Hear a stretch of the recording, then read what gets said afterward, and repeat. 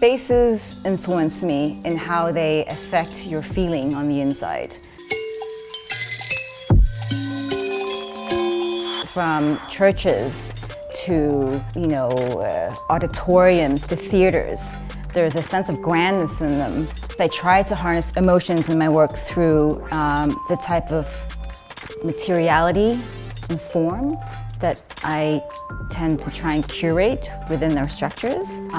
This is also through color and through lighting and the synergy between all those different elements. The Sri Krishnan temple, the colors on the facade of this temple, they're stunning. Pastel hues, but they're yet so punchy, and I love that blue base they're using.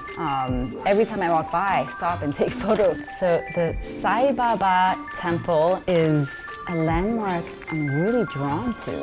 The facade itself is very simple, but the combination of colors along with just the curves, along with the kind of linearity, it has this kind of retro feel to it. The mirror balls at Empress Place is a really good example of how objects are integrated within a specific environment and how they speak to the audiences that move around them.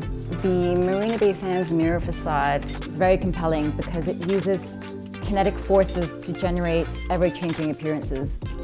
It reflects the exact state of its environment, and how it reflects also the light is something that I find really beautiful. The reason why I also enjoy looking at window display is because these are actually mini sets. Making the emotional connection is key to creating a unique retail space. This encourages the consumer to return for that repeat experience. What I really love about his installation at the Marina Bay Sands is the cleanliness of the materiality that he uses. The placement and how it speaks, and sits within the environment, amongst the pool of lilies, and how it reflects the sky. The way they have worked with the particular material, the stainless steel. How do you bend it?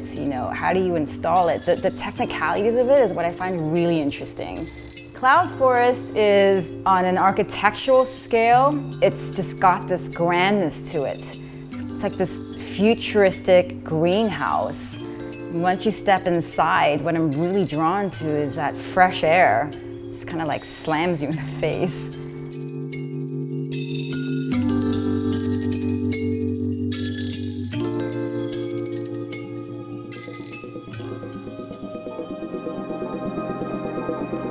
I will always spend a fair bit of time observing how audiences interact with the work itself.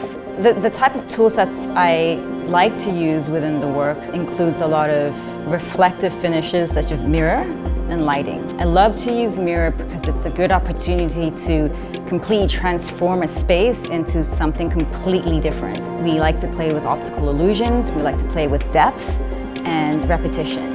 I also really like symmetry, which is why we tend to use a lot of symmetrical linear forms. Using mirror and light are great mediums to disrupt the environment, expanding the space, keeping the audiences engaged.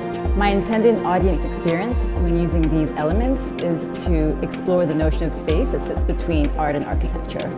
Through creating worlds made up of visuals, light and sounds, I hope to generate a form of catharsis.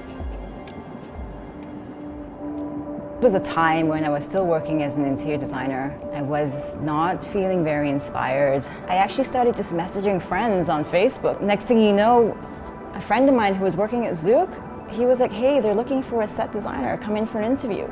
When the role for set design came up, I was like, well, what is set design exactly? All I knew is that I wanted to create art and I wanted to follow my dreams of what I wanted when I was a kid, and that's what happened, and that's when it started.